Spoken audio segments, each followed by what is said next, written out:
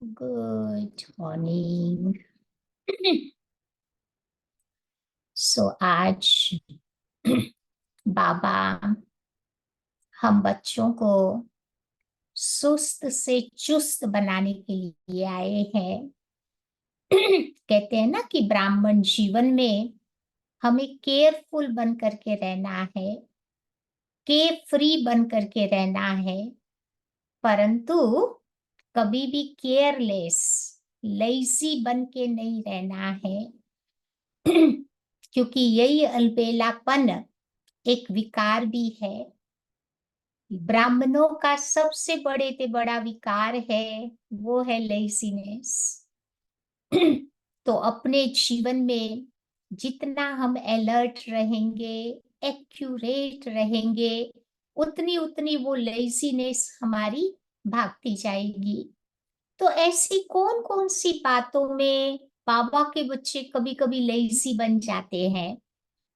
तो 7 बातें ध्यान पे बाबा खिंचवा रहे हैं। पहली बात है, वो है अमृत वेला। अमृत वेला देखा है ना, मीठी मीठी नींद आती है। ठंडी की सीजन में रजाई छोड़ना इतना आसान नहीं होता, लेकिन रजाई के लिए रजाई तो छोड़नी ही पड़ेगी। तो अमृत वेले का समय बाबा कहते हैं ना, ब्रह्म मुहूर्त का समय है। वही समय बाबा एब्सोल्युटली फ्री होते हैं।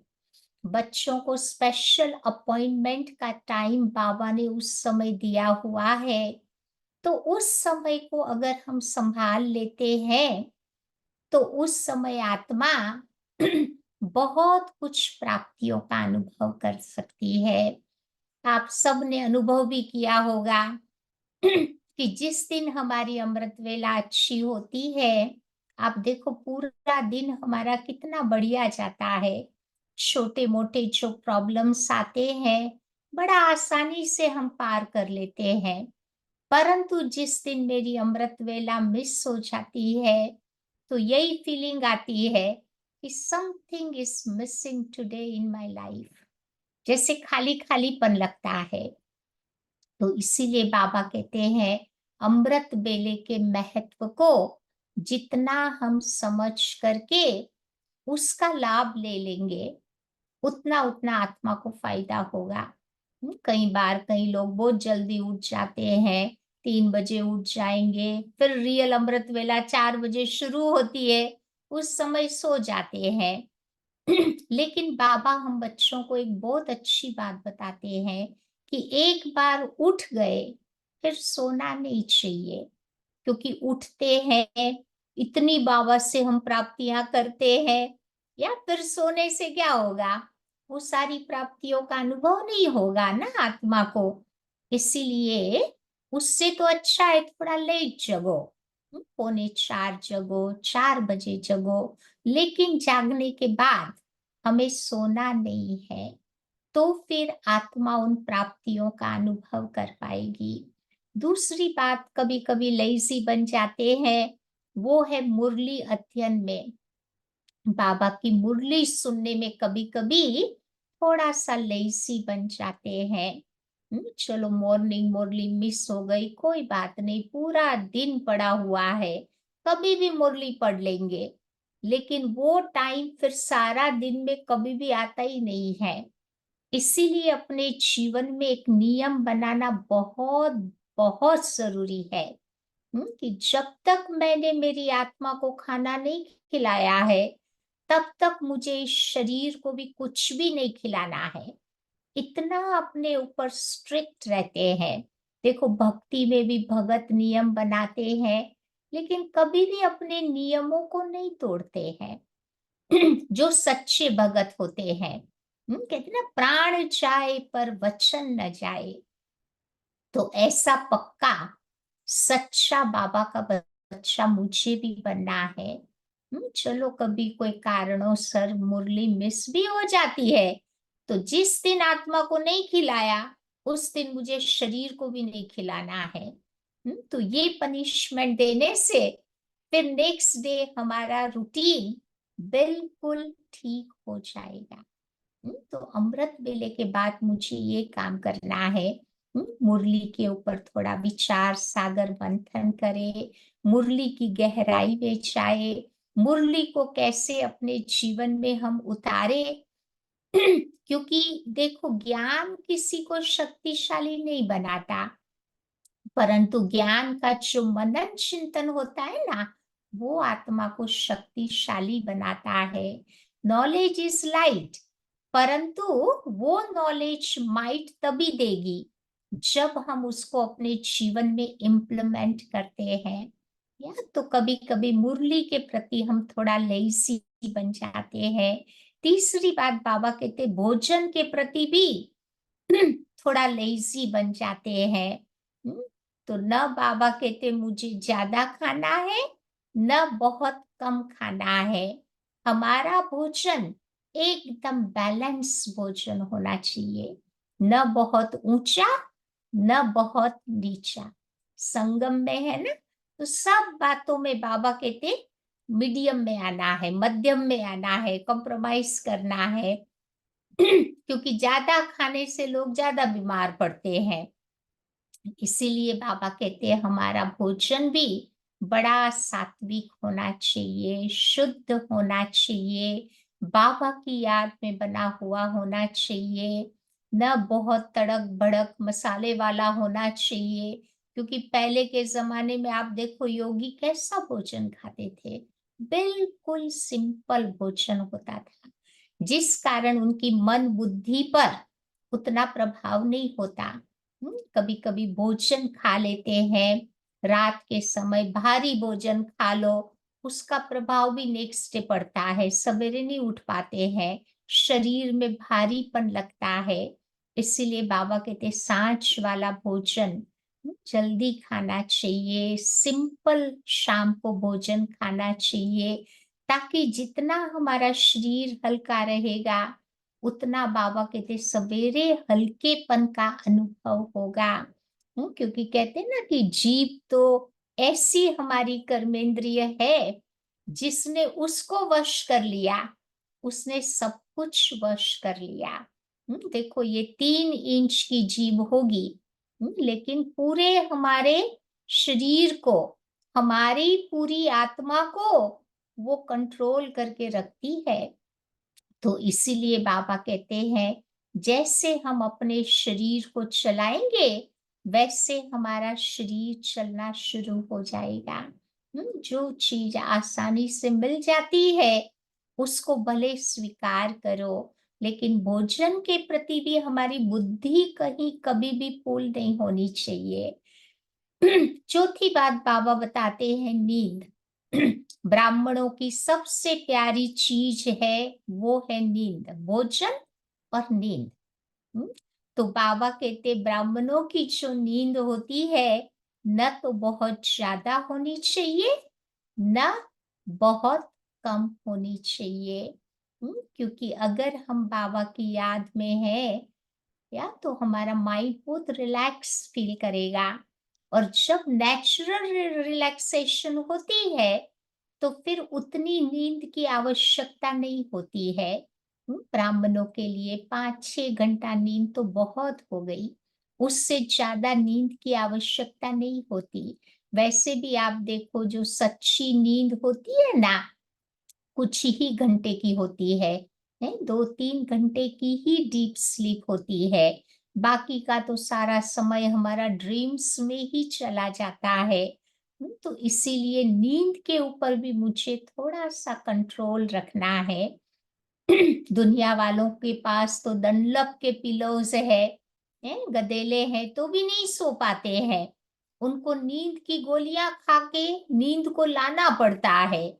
और ब्राह्मणों को आप देखो है, के फ्री है, चिंता नहीं है, तो ब्राह्मणों को कभी भी सोने का प्रॉब्लम नहीं होता है। ब्राह्मण आराम से कहाँ पर भी, कभी भी, कितने समय के लिए भी वो सो सकते हैं।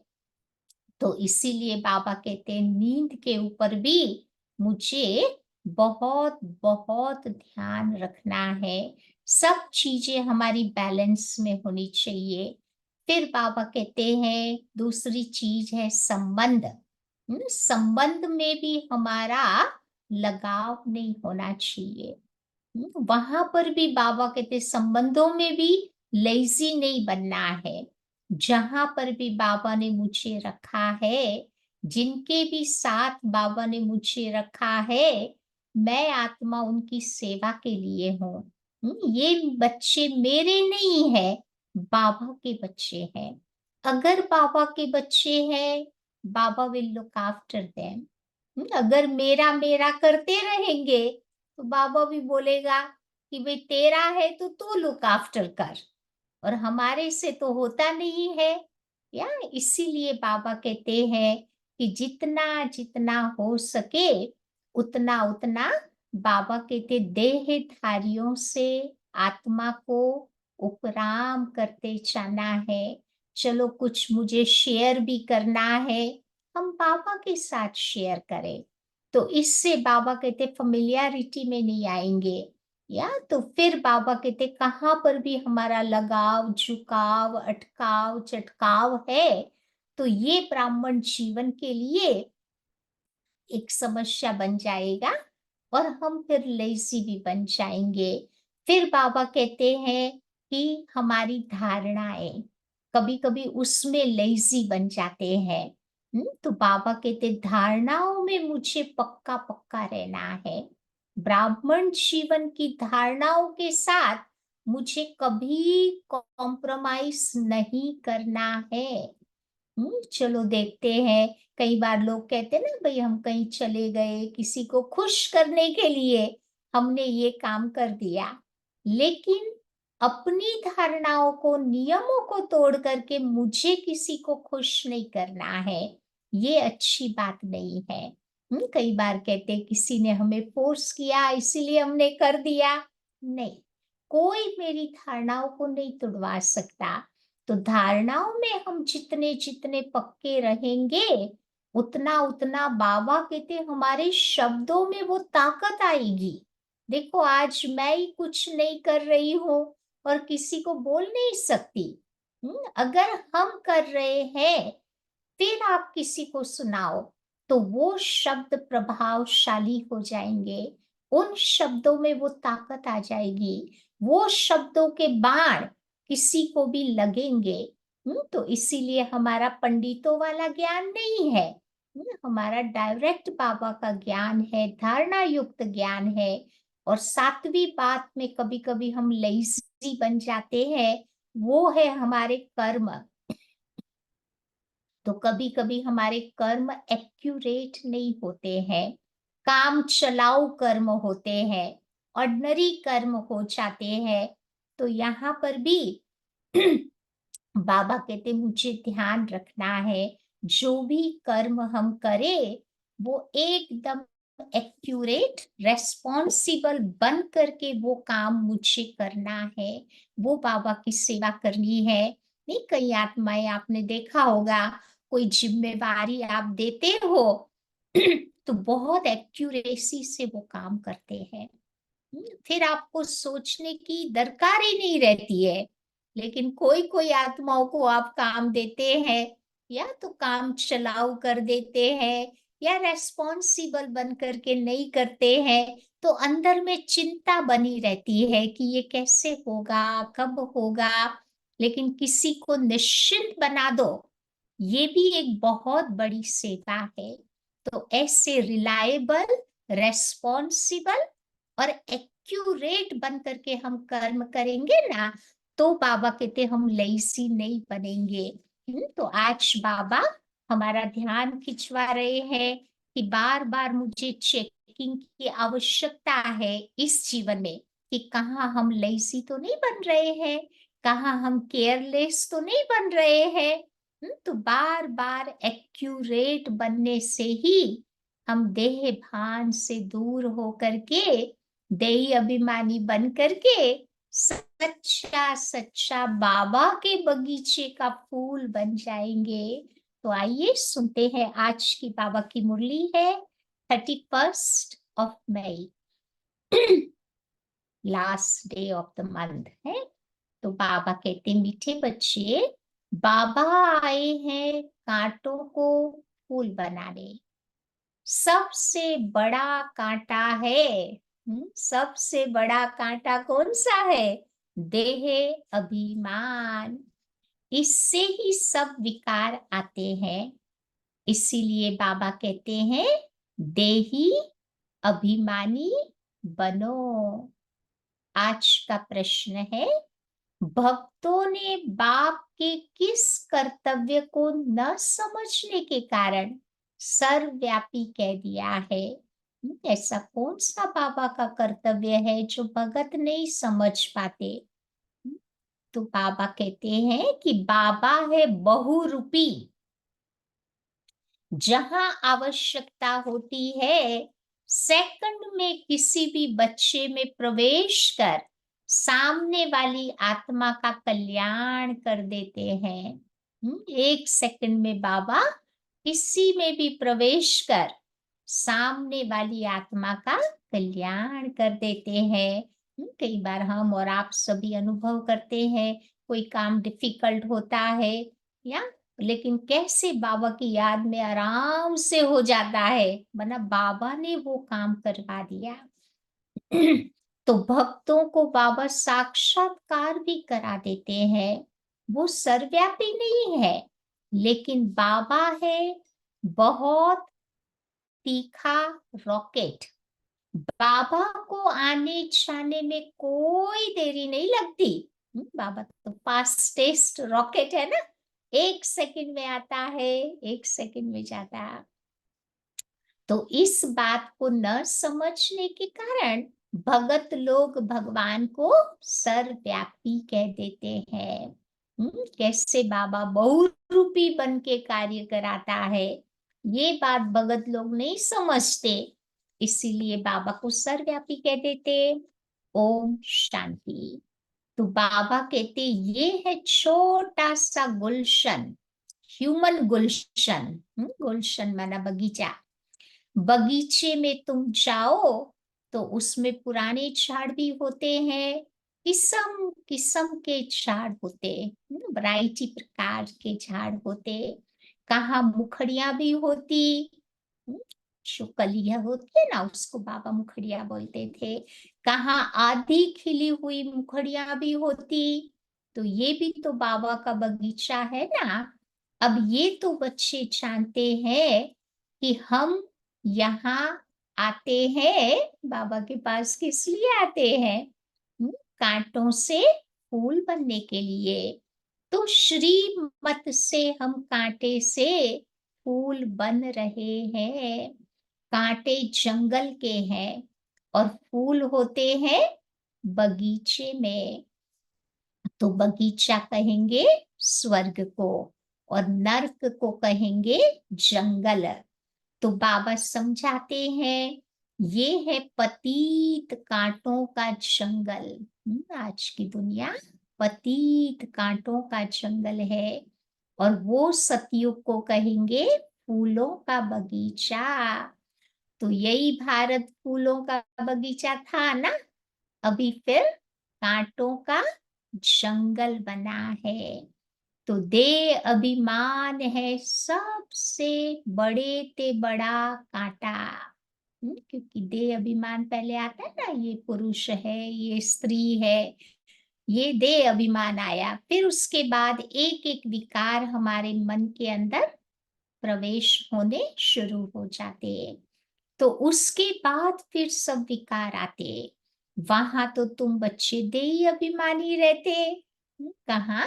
सतयुग में बाबा कहते तुम बच्चे देही अभिमानी रहते हो। आत्मा में ज्ञान रहता है कि अभी हमारी आयु पूरी होती।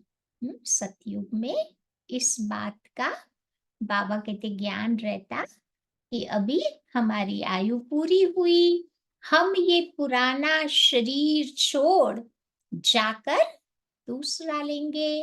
फिर साक्षात्कार भी होता है कि हम गर्भ महल में जाकर के विराजमान होंगे।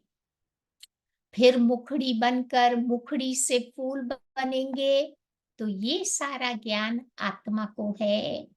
तो ये सृष्टि चक्र कैसे फिरता, ये ज्ञान उनको नहीं रहेगा। आत्मा के बारे में इतनी बातें तो पता चलेगी, कि हम आत्मा अब ये शरीर छोड़ नए शरीर में प्रवेश कर रहे हैं, या लेकिन आत्मा की भी डिटेल्स नहीं पता चलेगी कि कहाँ की रहने वाली है, कब आती है, कैसे आती है परम धाम से, वो नहीं पता होगा। न बाबा का ज्ञान होगा, न बाबा कहते सृष्टि चक्र का उनको ज्ञान होगा। सिर्फ ये ज्ञान रहता है कि ये शरीर अब पुराना हो गया, इसको अब बदलना है। तो उनको अंदर में खुशी रहती है। कलयुगी दुनिया की कोई रस्म रिवाज वहां पर नहीं होती। आज की दुनिया में तो शरीर छोड़ते हैं, कितना रिचुअल्स करते हैं। बाबा कहते वहां ये कुछ भी नहीं होता। यहाँ होती है लोक लाज कुल की मर्यादा। तो फर्क हो गया ना। रिचुअल्स नहीं करो तो भी लोगों को चिंता हो जाती है कि लोग क्या कहेंगे, दुनिया क्या कहेगी, उसकी चिंता ज्यादा होती है। लेकिन वहां की मर्यादा को सत्य मर्यादा कहा जाता। यहाँ पर तो है असत्य मर्यादा। तो सृष्टि तो है ना, बाबा आते ही है, जबकि आसुरी संप्रदाय है। उसमें ही दैवी संप्रदाय की जब स्थापना हो जाती है तब विनाश होता। तो जरूर आसुरी संप्रदाय है, उसमें ही दैवी गुण वाली संप्रदाय स्थापन हो रही है। बाबा आसुरी दुनिया को ही बदल करके नया बनाते हैं।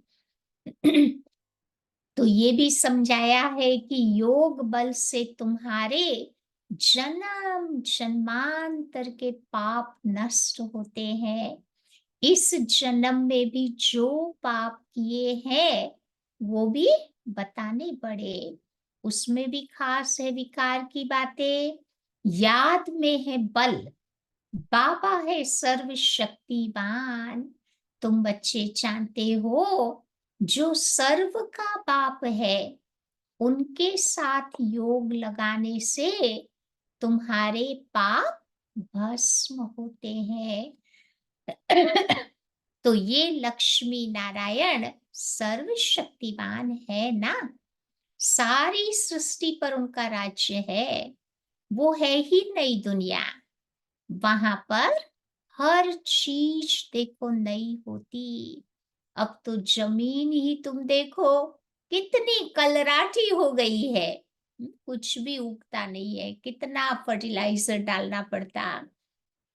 अभी तुम बच्चे नई दुनिया के मालिक बनते हो, तो इतनी खुशी अंदर में रहनी चाहिए ना। जैसे स्टूडेंट वैसी खुशी भी उनको जास्ती होगी। तुम्हारी ये है ऊंचे ते ऊंची यूनिवर्सिटी, ऊंचे ते ऊंचा बाबा है तुमको पढ़ाने वाला। पढ़ते भी तो बच्चे हैं ना, किस लिए पढ़ते हो? अभी बाबा से हम किस लिए पढ़ते हैं? तो बाबा कहते हैं ऊंच बनने के लिए। तुम कितना नीच थे, एकदम नीच से बाबा करके तुम्हें ऊंच बनाते हैं। बाबा खुद कहते हैं तुम बच्चे स्वर्ग के लायक थोड़े ही हो। अपवित्र आत्मा देखो वहां पर जा न सके, नीचे है। तब तो ऊंच देवताओं के आगे जाकर के फिर उनकी महिमा करते हैं कि हाँ उनकी महिमा गाते हैं। मंदिरों में जाकर उन्हों की ऊंचाई और अपनी नीचता का वर्णन करते हैं। कहते हैं ना देवी देवताओं को कि आप तो इतने श्रेष्ठ हो, महान हो, गुणवान हो, और खुद के लिए क्या कहते हैं? मैं नीच हूँ, पापी हूँ, कपटी हूँ, पता नहीं क्या क्या बोलते ही रहते हैं। तो बाबा कहते अपनी नीचता का वर्णन करते, फिर कहते हैं रहम करो तो हम भी ऐसे ऊंचे बने। उन्हों के आगे जाकर के माथा टेकते हैं। अब है तो वो भी मनुष्य, परंतु उनमें होते हैं दैवी गुण। मंदिरों में जाते हैं, उन्हों की पूजा भी करते हैं कि हम भी उन्हों के जैसा बने, परंतु ये कोई को पता नहीं है कि उन्हों को ऐसा बनाया किसने। तुम बच्चों की बुद्धि में सारा ड्रामा बैठा हुआ है। विजुलाइज करो, पूरा ड्रामा 5,000 वर्ष का बैठा हुआ है। कैसे इस देवी झाड़ का सैपलिंग लगता, बाबा आते भी है संगम युग पर। ये पतित दुनिया है, इसीलिए बाबा को बुलाते हैं कि हमको आकर पतित से पावन बनाओ। अभी तुम बच्चे पावन होने के लिए पुरुषार्थ करते हो, बाकी सब अपने हिसाब किताब चुकतू कर चले जाएंगे शांति धाम में। तो मन मनाभव का मंत्र है मुख्य, जो बाबा करके तुम बच्चों को देते हैं। गुरु लोग तो ढेर के ढेर हैं, कितने मंत्र देते हैं। जितने गुरुओं के पास जाओ, कान में अलग अलग प्रकार के मंत्र देते ही रहते हैं। इतने मंत्र गुरु भी बेचारे लावे कहाँ से। सबको एक ही मंत्र देते हैं, फिर कहते हैं किसी को बताना नहीं, नहीं तो श्राप लग जाएगा। तो बाबा कहते इतने मंत्र थोड़े होते हैं। अब बाबा का तो एक ही मंत्र है, बाबा तो कहते सबको तुम सुनाओ, वो गुरु लोग कहते किसी को नहीं सुनाओ। लेकिन बाबा जो मंत्र देते हैं वो है वशीकरण मंत्र, मन को वश करने का मंत्र, वो है मन मना भव। बाबा ने भारत में आकर के मंत्र दिया था, जिससे तुम देवी देवता बने थे। भगवान वाच्य है ना, वो लोग भल श्लोक आदि कहते हैं, परंतु उसका अर्थ कुछ भी नहीं समझते। तुम अर्थ समझा सकते हो, कुंभ के मेले में जाते हो, वहां भी तुम सबको समझा सकते हो। अब ये है पतित दुनिया, नर्क। सतयुग पावन दुनिया थी, जिसको ही स्वर्ग कहा जाता है। पतित दुनिया में कोई पावन हो न सके। मनुष्य गंगा स्नान कर पावन होने के लिए जाते हैं, क्योंकि समझते हैं कि शरीर को ही हमें पावन बनाना है। आत्मा तो सदैव है ही पावन, आत्मा सो परमात्मा कह देते। तुम बच्चे लिख भी सकते हो कि आत्मा पवित्र होगी। कैसे आत्मा पवित्र बनेगी? पानी में डुबकी मारने से बनेगी? नहीं, आत्मा पवित्र बनेगी ज्ञान स्नान से, न कि पानी के स्नान से। पानी का स्नान तो बाबा कहते रोज ही रोज करते हैं। एक भी दिन ऐसा नहीं जाता होगा जब पानी का स्नान नहीं होता। तो पानी की नदियां तो बहुत सारी है, उसमें तो रोज स्नान करते हैं, पानी भी वही पीते हैं। लेकिन अब पानी से ही सब कुछ किया जाता। बातें कितनी सहज है, परंतु किसी की बुद्धि में आती ही नहीं है। तो ज्ञान से ही सदगति होती 1 सेकंड में। फिर कहते हैं कि ज्ञान इतना अथाह है। कितना ज्ञान है। तो उसके लिए हमारे शास्त्रों में लिखा है कि सारा समुद्र को शाही बनाओ, पूरे जंगल को कलम बनाओ। जितने वृक्ष हैं ना जंगल में, सबकी कलम बनाओ। पूरी धरती को कागज बनाओ। और साक्षात विद्या की देवी सरस्वती भी आकर भगवान की महिमा लिखने बैठे, तो भी वो अपरंपार है, उसका अंत हो ही नहीं सकता, न ज्ञान का न भगवान का।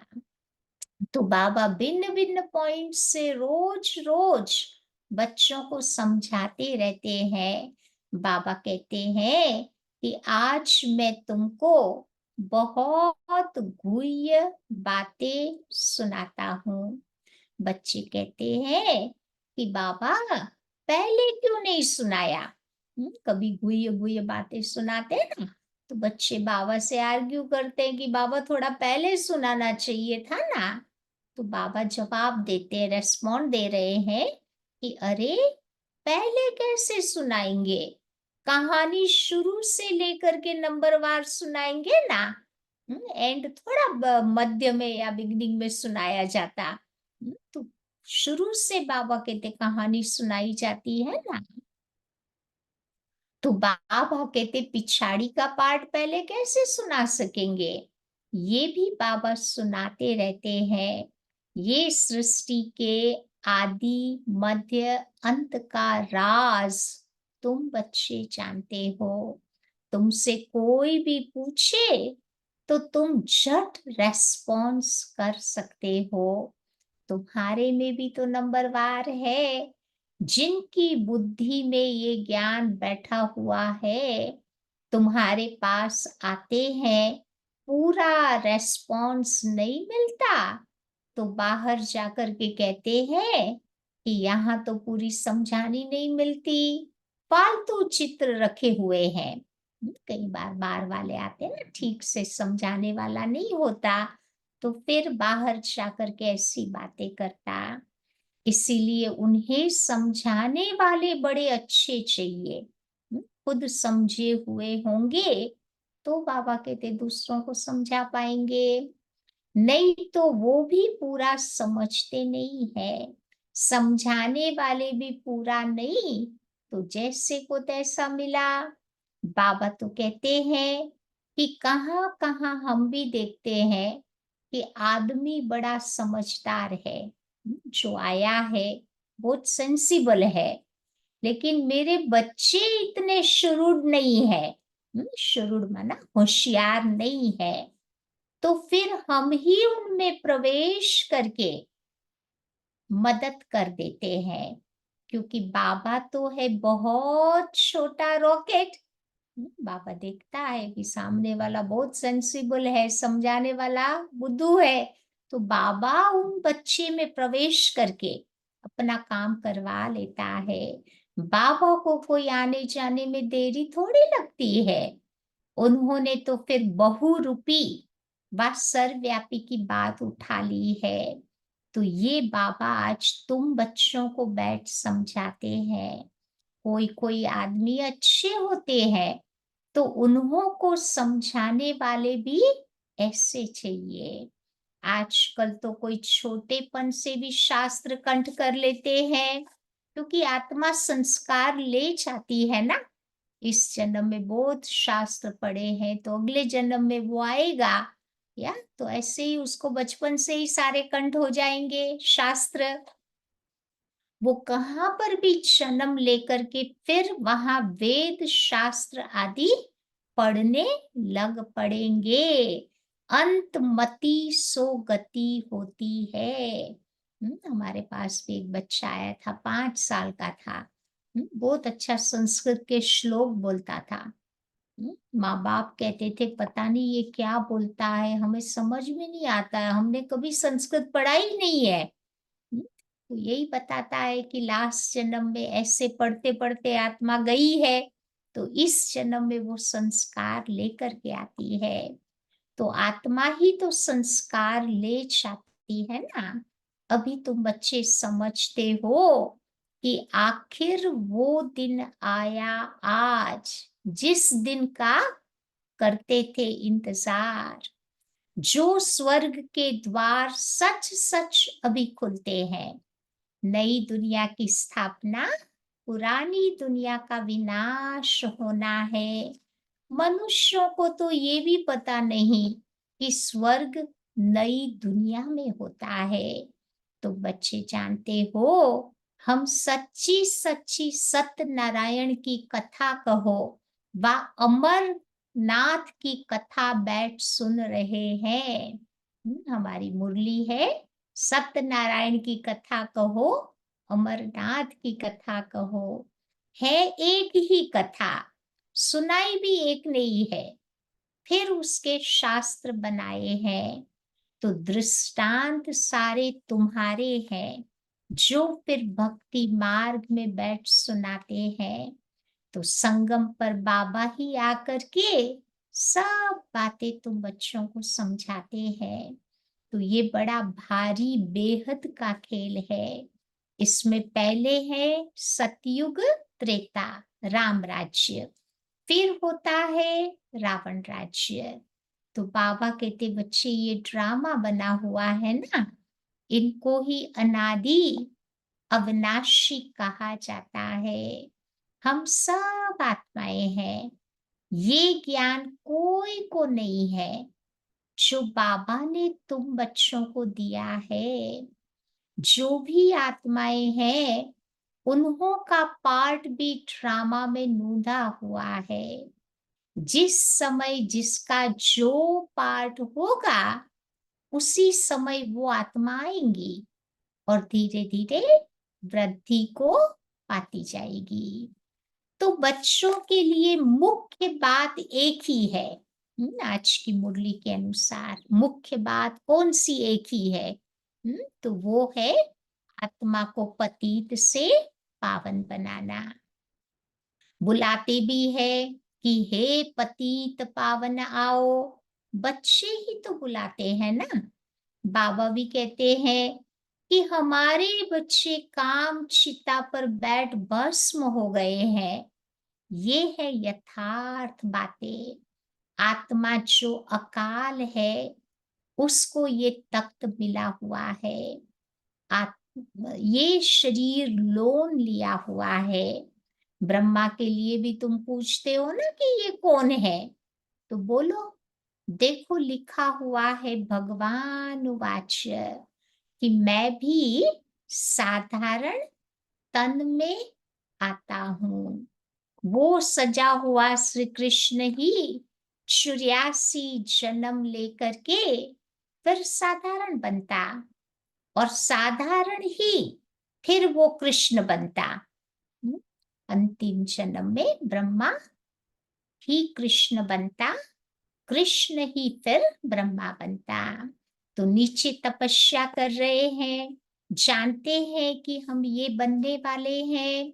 त्रिमूर्ति तो बहुतों ने देखा है, परंतु बाबा कहते उसका अर्थ भी तो समझना चाहिए ना।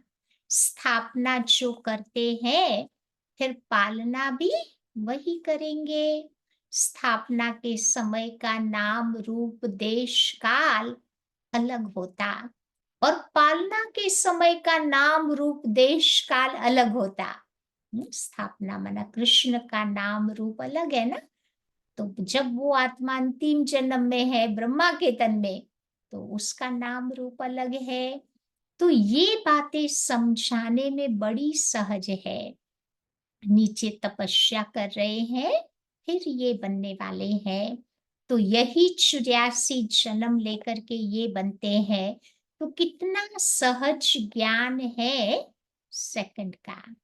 बुद्धि में ये ज्ञान है कि हम ये देवता बनते, 84 जन्म भी इन देवताओं को ही लेने हैं, और कोई क्या लेते हैं? नहीं। 84 का रास भी बच्चों को समझा दिया है। देवताएं ही है जो पहले पहले आते हैं स्वर्ग में। पहले पहले देवताएं आते हैं। जैसे खिलौना होता है मछलियों का, मछली ऐसे नीचे आती फिर ऊपर चढ़ती। देखा होगा आप लोगों ने ना, बहुत पहले के जमाने में ये खिलौना हुआ करता था ना। वो नीचा करो तो मछली नीचे जाती फिर ऊपर आती। तो बाबा कहते हैं वो भी जैसे सीढ़ी हो गई। ये भमरी, कछुए आदि के सारे मिसाल दिए जाते हैं, वो सारे इस समय के हैं। भमरी में भी तुम देखो कितना अक्कल है। मनुष्य अपने को बहुत अक्लमंद समझते हैं, परंतु बाबा कहते हैं कि बच्चे बमरी जितना भी अक्ल नहीं है, वो भी ज्ञान की बू बू करके कीड़े को आप समान बना देती है ना। तो बाबा कहते हमें भी वो काम करना है ना, ज्ञान की बू बू करके किसी को ब्राह्मण बनाना है। ये सर्प भी देखो पुरानी खाल छोड़ करके नहीं लेता है। तो बच्चों को कितना समझदार बनाया जाता, समझदार और लायक। आत्मा अपवित्र होने के कारण लायक नहीं है, तो उनको पवित्र बनाए फिर लायक बनाया जाता। वो है ही लायक दुनिया। तो ये एक बाबा का ही काम है, जो इस सारी सृष्टि को हेल से हेवन बनाना। तो हेवन क्या होता, ये मनुष्यों को पता नहीं है। हिंदू धर्म में भी कहते हैं ना, स्वर्ग में गया, सोचते कहाँ ऊपर लटका हुआ है।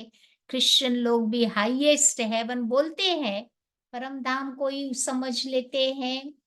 तो बाबा कहते हेवन कहा जाता है देवी देवताओं की राजधानी को। सतयुग में है देवी देवताओं का राज्य। तुम बच्चे समझते हो, सतयुग नई दुनिया में हम ही राज्य भाग्य करते थे। हम ही करते थे ना। फिर 84 जन्म हमने लिया, तो कितना बारी राज्य लिया और फिर गवाया, ये भी तुम जानते हो। राम मत से तुमने राज्य लिया, रावण मत से फिर राज्य गवा दिया। अभी फिर ऊपर चढ़ने के लिए तुमको राम की मत मिलती है, गिरने के लिए नहीं मिलती। तो बाबा समझाते तो बहुत अच्छी तरह से है, परंतु भक्ति मार्ग की बुद्धि बड़ी मुश्किल से चेंज होती है। क्या क्या भक्ति का भूसा भरा हुआ है ना, बाबा कहते वो जल्दी चेंज नहीं होती। इसीलिए ज्ञान मार्ग में आकर के बाबा कहते भक्ति की कोई रस्म मुझे नहीं करनी है। वो है ना, एक गीत हमारा बना हुआ है। एक भाई ने शरीर छोड़ा था, तो दादी को यही बोला था कि दादी जी मेरे मरने के बाद बाबा को भोग लगा देना, भक्ति की कोई रस्म रिवाज नहीं करना। पूरा अपना गीत बना हुआ है।